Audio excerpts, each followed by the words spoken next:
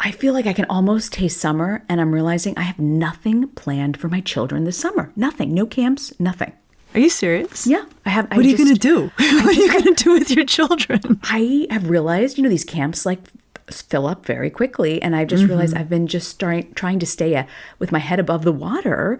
I've got to come up with my plan, but I'm kind of like, what do I do? Things are kind of open now, right? We're not locked down. But I just feel confused, a little confused. Yeah, no, well, first of all, I'll tell you, Reena, it gets a lot easier as your kids get older. Like my 18-year-old, like she sets her summer. It's kind of an amazing thing as a parent to just say like, so what are you doing this summer? And she just, runs down where she'll be working and what she's up to. It's awesome. So that's coming. I just want you to know. What age does that start at? I say last summer. Bluntly, a lot of last summer was doing stuff related to the college process, getting herself ready, doing, studying on projects that were connected to that. So it's also amazing, though, just because they become so much more autonomous, getting themselves places and having opinions about their time. And it's a lot more about, like, when are you coming home, as opposed to how do I fill your days? Well, we are wrapping up our season 2 today with a great episode on what we should be focusing on and what kids should do this summer. So I'm taking notes. I'm seriously taking notes on what to do. I have strong opinions on this, Reena. There's 5 things I want parents to focus on with their kids this summer. Are you ready for them? Ready. Okay. Number 1, sleep. I feel like we should call this podcast like Ask Lisa, where Dr. D'Amour talks about the importance of sleep. Like that should be the whole podcast title. So let's just start with the basics one more time. High school students need 9 hours of sleep a night. Middle school students need 10 hours of sleep a night. And elementary and younger need 11 or more hours of sleep a night. And I have to say, for all of the kind of challenging emotional stuff I am hearing from families and kids about, the last couple of years and how bluntly tired everyone is, I would love for all of us to really use whatever quiet we find in the summer to see how it feels if we sleep as much as our bodies require. I find that hard because this summer I feel like everything goes out the window. Yes. And especially in my case where you don't have any structured plans. And it's light really late at night. That's right. So, Reena, you may be able to get some, given that you don't have a whole lot structured, your sleep shot is pretty decent here because even though we do often let kids stay up later in the summer, if your kids don't have to be somewhere first thing, they may be able to sleep in. And so really, I would look at, what's the summer bedtime going to be? Are your kids able to sleep in so they're able to get the required number of hours? And I would really take advantage of the fact that it's unstructured to give them the feeling of what it really feels like to get an adequate amount of sleep, because we want them to know this. We should know this ourselves. And it's hard to make happen in the school year, but summer gives us a chance at this. And so I think we should try for it and work with, whatever scheduling we're doing to make it possible. Mm-hmm. So sleep is so important. Yeah, everything unravels without proper sleep. But it's sometimes hard to get your kids into bed and get them up. It is. And so what I would wonder about for your kids is if they're not able to sleep in, and some kids are just, they're young enough where they just pop right up, to really do the math with them of, it's summer, there's not as many demands on your time, you need 10 hours of sleep a night, you seem to wake up no matter what by 7. So if we look at that, that means you need to be actually falling asleep by 9 and make it a non-negotiable for as much of the summer as you can. And if your kids are getting good sleep, but their clock gets all wonky, like they're like, yeah, we're sleeping from 10 to 8, which is wonderful in the summer. Start shifting that clock back before the school year begins, right? Give yourself August or a little, maybe the second half of August to get them more on a wake-up time for school. But let them sleep this summer. Just let them sleep. Oh, that's good. What's your second advice? So my second one has to do with the narrowing of kids' lives in the pandemic. I think about how so much of growth in young people is contingent on exposure to new things and trying new things and learning new things and doing new things, even if you're not good at them. And, when I think about the last 2 years, for me, one of the great tragedies is that kids' lives just, they just got so narrowed. Yeah. They just couldn't do things like they used to do things.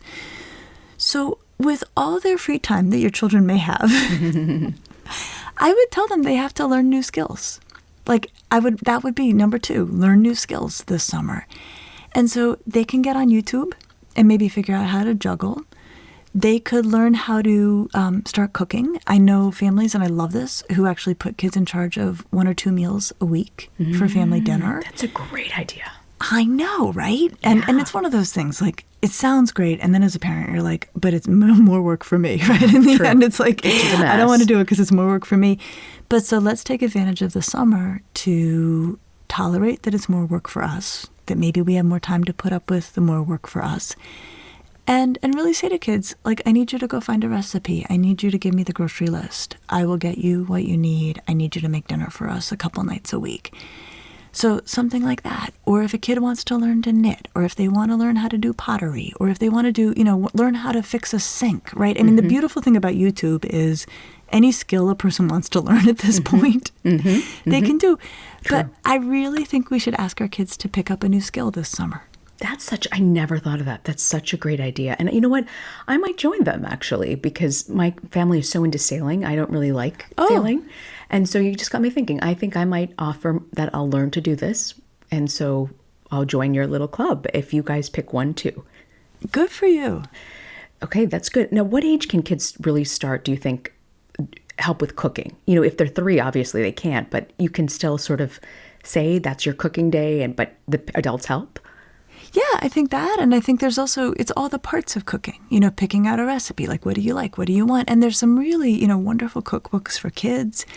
So, maybe getting one of those and saying, pick a few things out of here and we'll make it happen. But I also want it to be the kind of thing where it's not necessarily something that is a huge demand on the parent, right? It may be that you get a pogo stick, right? And you're going to learn how to pogo stick, right, with your helmet and your, pads on. But to go, just get good at something that you weren't good at before, or at least try. And it could even be, we can get you a hand-me-down instrument. And maybe you're going to spend the summer trying to figure out how to play this thing and, watch YouTube videos till you do. But something that is just broadens their engagement with the parts of themselves that have had to be quiet in this pandemic, the part that is curious and expanding and exploring the world. We want that part to really live it up this summer. That's great. So that's my second one. Okay. My third one is closely related, which is take safe risks. What? What do you mean? Yeah, I know. So I want our kids to be a little riskier this summer, of course, safely. But here's one aspect of the pandemic that makes me worried. When I think about what could some, concerning long-term psychological ramifications be, I worry that our kids are going to be overcautious. They've been that's so not a good close thing, to home. isn't? Yeah. And being overcautious, I'd rather them be overcautious when they cross the street or their friends ask them to do pot, Isn't that a good skill to have, to be overcautious? Yes, we want them to be overcautious about things where they could really get hurt. 100%.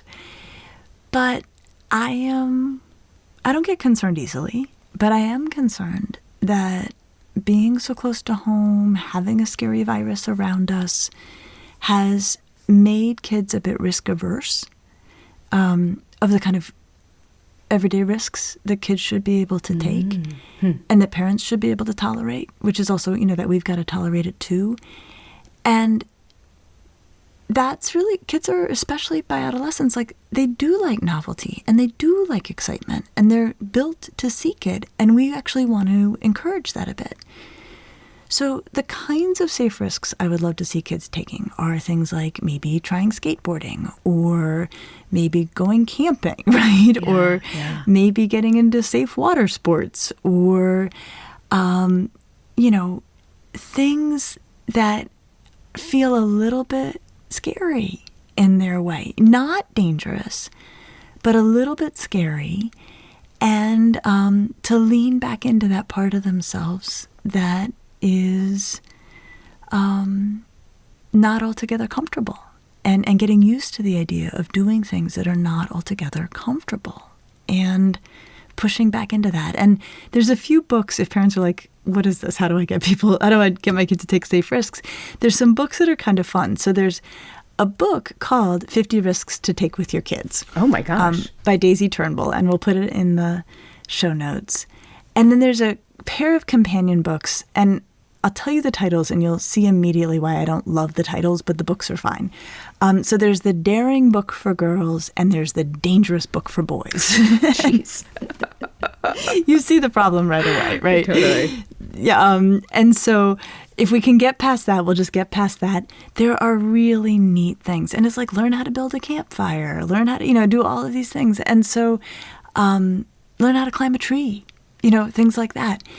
And what I would say is these same books also probably have some cool skills your kid could learn, right? So this sort of like you can double up on point number 2 and point number 3 of like learn a new skill, do a risky thing safely. But I would say, or look up online some things to do that we've never done before and that feel a little bit dicey. Those are the kinds of things that kids should be doing this summer. Wow. I never thought about having them take safe risks, that would be important or of any value, really. It's about helping kids expand themselves again. I think I can't describe it more concretely than that, but I think when I look at the children around me, I'm like, it all got so pared down in terms of what they could do.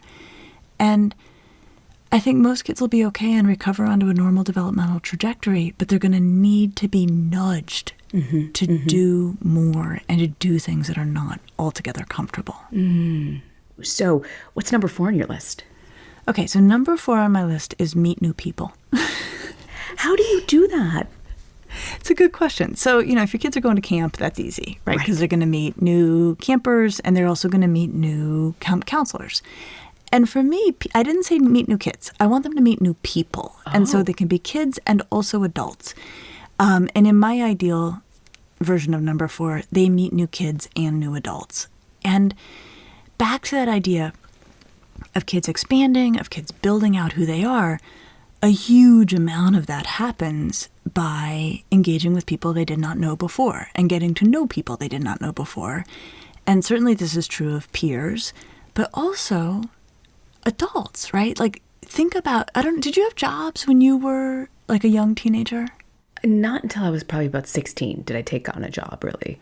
Yeah, so I always had jobs. My grandmother was a caterer, and so I used to actually go spend a lot of the summer working in her kitchen. Wow. Which was not actually the most fun way to spend my summers, but it was what I did. And so I, starting at like 12, 13, 14, spent a big chunk of each day cutting carrot sticks with the other people who worked in her kitchen, who were largely college-age and adult women. And so just in those conversations with them and hearing about their lives and their worlds. So I always worked. And then I had a job starting at 15. I was a hostess at a restaurant. And, had a boss, had, the waiters and waitstaff who were my colleagues. And it's not like I stayed in touch with any of those people, but exposure to a variety of people. And so whether it's through work that kids can do, and that makes sense for them to do, or whether it's through camps they can go to or programs they can do, or whether it's through your religious organization and maybe some of what they offer this summer in terms of programming for kids that puts them in contact with really thoughtful adults. Like, I would, as parents are weighing, how a child's time gets divided up, if there's an option where they don't meet anybody new and there's an option where they do meet a whole bunch of new people, I would encourage new people in their lives. That's great. That's really great. And what about number 5? Okay, so for number 5, what I would want is for our children to find a way to be of service, to make themselves useful to the world beyond themselves this summer. And I would be really serious about this and put it as a very high priority that may need support from within the family this summer. But it may be volunteering, again, maybe through a religious institution, or doing yard work for a neighbor who can't do their own yard work, or raising money for a cause they care about, or finding some way to contribute beyond themselves to the world. How do you do that if your kids are younger? Yeah, no, that's a really good one. So one thing I wonder about, so like younger, you're thinking probably 8 and younger. Yeah, exactly. That's hard. Yeah. So one might be around fundraising, right? The idea of like, let's raise money for something. Mm-hmm. And so then there are things, like lemonade stands, right, and, baking things. And like these things always crack me up because invariably the parents fund it. Right? But, True. You can, as things get more sophisticated in your child's thinking, they may be able to, budget some money for supplies and then come up with a profit and then figure out where to do that. So that can be a nice thing. And it might let you combine some of these things. Like, you develop your skill as a baker. So that's a skill you're building over the summer. And you're going to turn that skill into a fundraising effort for something you care about. So you can combine, 2 and 5 here. So it may be through that. And it also may be through things like making cards for people. Oh. Like little kids love making cards. And they make great cards. I have the cards my kids made me like all over my office, and they like make me so happy because they're so kind of, in many ways funny often and really tender. Yeah. So I wonder about doing things like making cards for people overseas, or making cards for people in hospitals, or, those kinds of contributions that really matter. And yet, kids can do. And then as kids get older, we really want to see them understanding that they can contribute and should contribute to the world beyond themselves. Yeah. That's so important, isn't it? I've learned that a lot from you about how giving back can, even in tough times, can really help people feel better about themselves. Well, and that's the point, Reena. That's exactly the point, which is, so much of what we're struggling with is that we feel lousy. Like, yes, this has been a really long, hard time.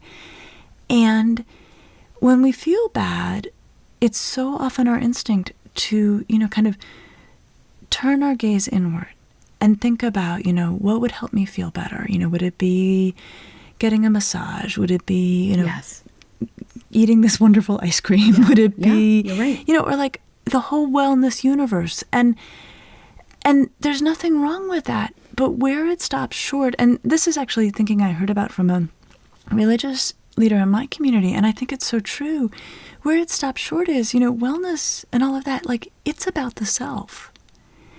And it comes to its limits in terms of, if we're feeling bad because the world's not as it should be, part of how we need to address that is to then think about things beyond ourselves. And then in this, kind of wild magical twist, that actually does help us feel better.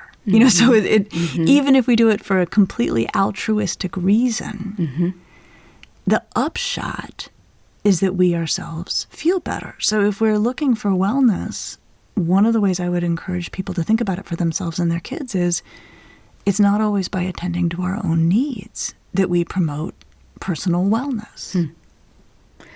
How do you get it to stick, right? This is something I learned later in adulthood, how important charity is, particularly in the pandemic, of making you feel better in tough times. How do we get that to resonate with our children?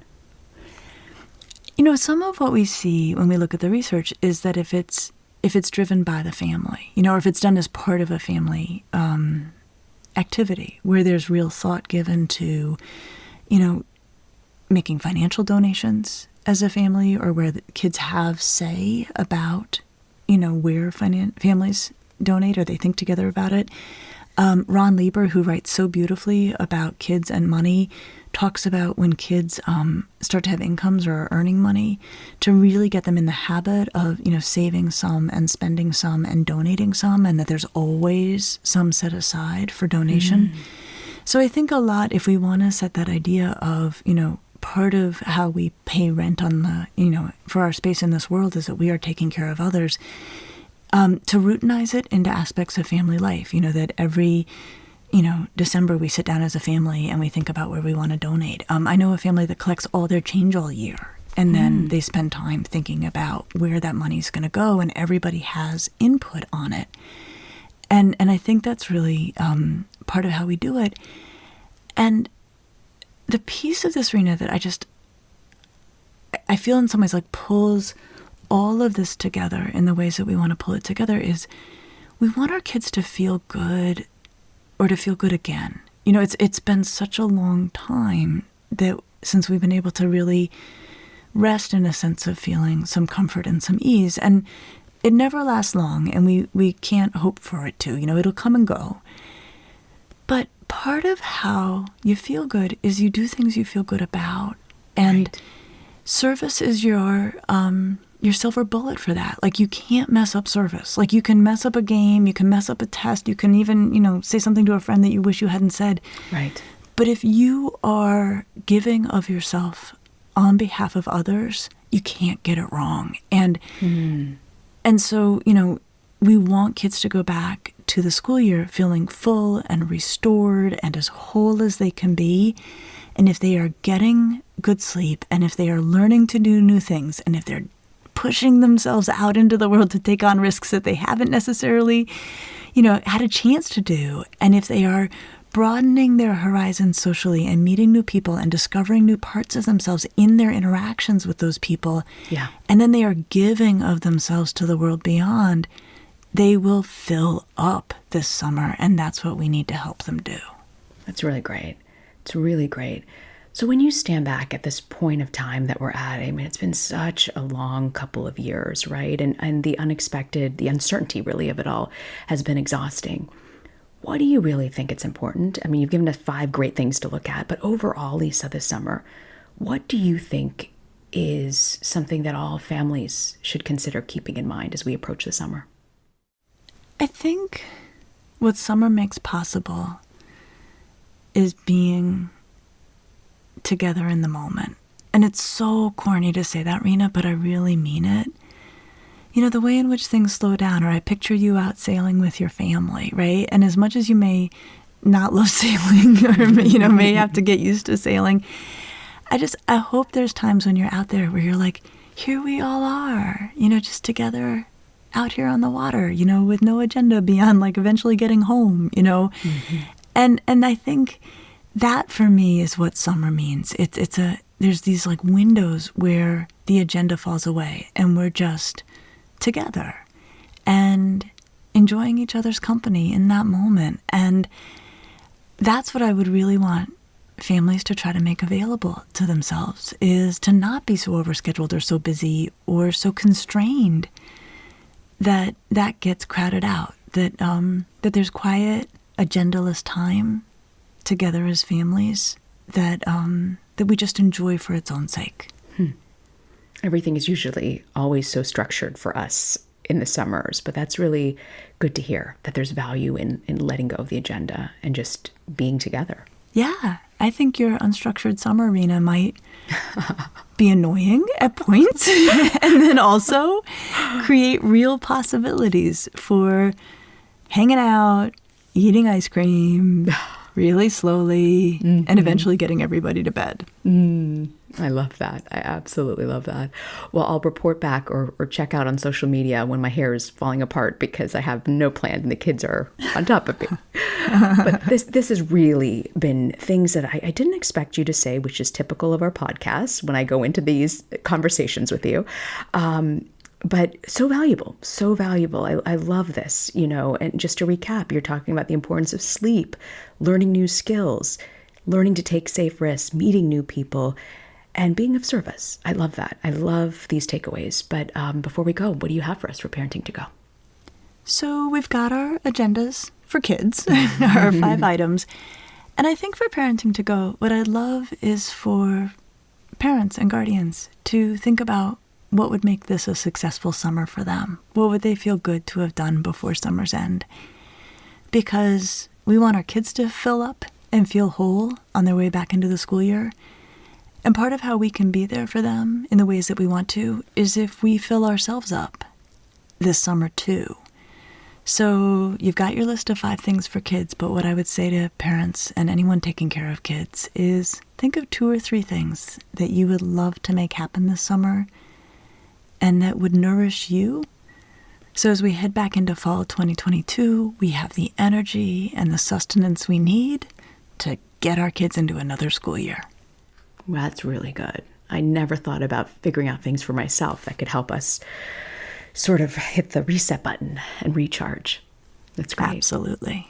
I can't believe this is our last episode of season 2. We covered so many topics this season. I know, it was a good season, and I'm really excited for season 3. We've got good stuff planned. We do. We're excited about it, but we want you to know we're going to be reaching out through social media, our Ask Lisa Facebook, Instagram, and LinkedIn accounts.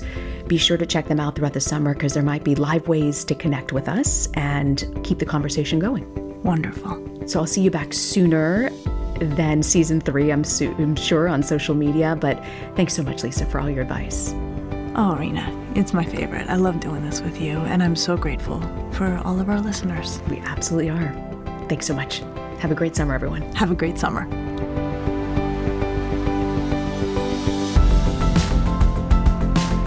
Thanks for joining us. Be sure to subscribe to the Ask Lisa podcast so you get the episodes just as soon as they drop.